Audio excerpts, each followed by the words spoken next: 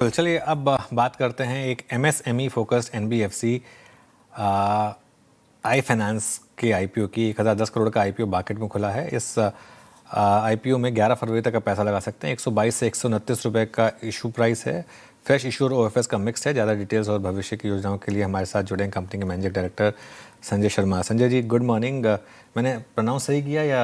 I finance बिल्कुल सही आपने प्रोनाउंस किया। नमस्कार and good morning to you. Good morning. तो आई फाइनेंस चूज करने का क्या लॉजिक था? सबसे पहले तो ये पूछ लेता हूँ। देखिए आई हिंदी में इसका अर्थ है इनकम। ओके। और हमारी जो कंपनी है ये वो वाला आय है। अच्छा बिल्कुल। हाँ ठीक है। और मैं सोचा वो आय जो होता है ना कि जिसमें आप यस बोलते हैं वो वाला। एक्चुअली वो भी अगर आप लगा लें तो एक अच्छा इनिशिएटिव है। क्योंकि जो बिजनेसेस आमतौर पे जिनको कोई भी फंड नहीं करता है, बैंक्स या एनबीएफसीज, उनको हमने टारगेट किया है। ये छोटे सबसे माइक्रो स्केल के अनऑर्गेनाइज्ड बिजनेसेस हैं, मैन्युफैक्चरिंग में, ट्रेडिंग में, सर्विस सेक्टर में, और इनको हम जो है वर्किंग कैपिटल प्रोवाइड करते हैं। तो जो है आय भी सही है कि जो है सबको हम यस कहते हैं। अच्छा, तो ये आपके इशू में मतलब जो आपके बिजनेस मॉडल है उसमें ऐसा यूनिक क्या है जो बाकियों के मुकाबले, अगर आप जैसे आपने, अगर मैं बात कहूँ कंपैरिजंस की, तो आपने कंपैरिजंस शो किए हैं एसबीएफसी फाइनेंस और 5 स्टार बिजनेस से अमंग लिस्टेड प्लेयर्स। तो आपके वर्किंग में डिफरेंट क्या है फिर?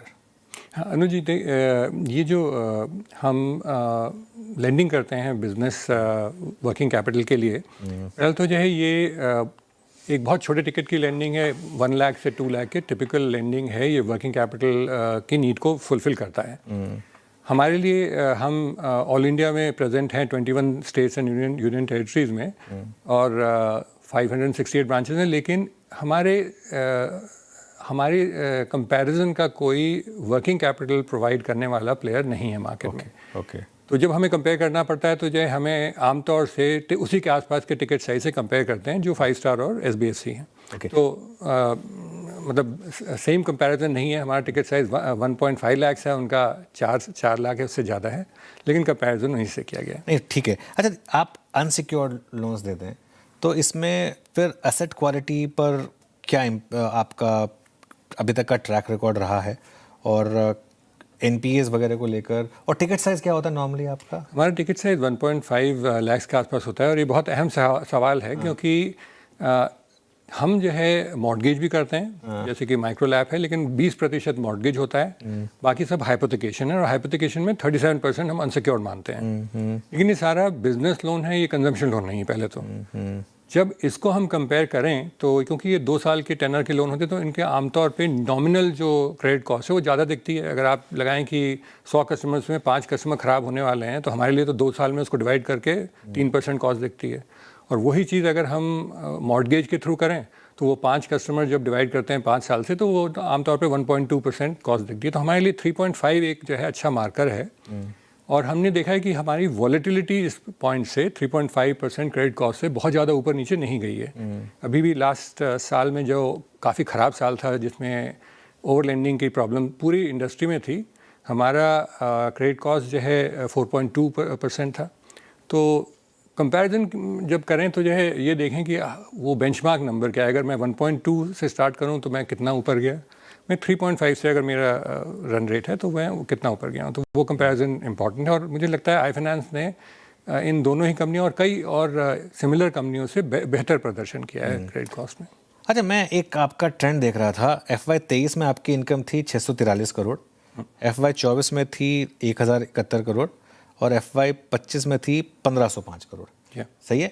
लेकिन उसके मुकाबले प्रॉफिट अगर आप देखें FY23 के मुकाबले FY24 में 40 करोड़ से बढ़कर 171 करोड़ हुआ, लेकिन पिछले साल 171 करोड़ से बढ़कर सिर्फ 175 करोड़ रहा।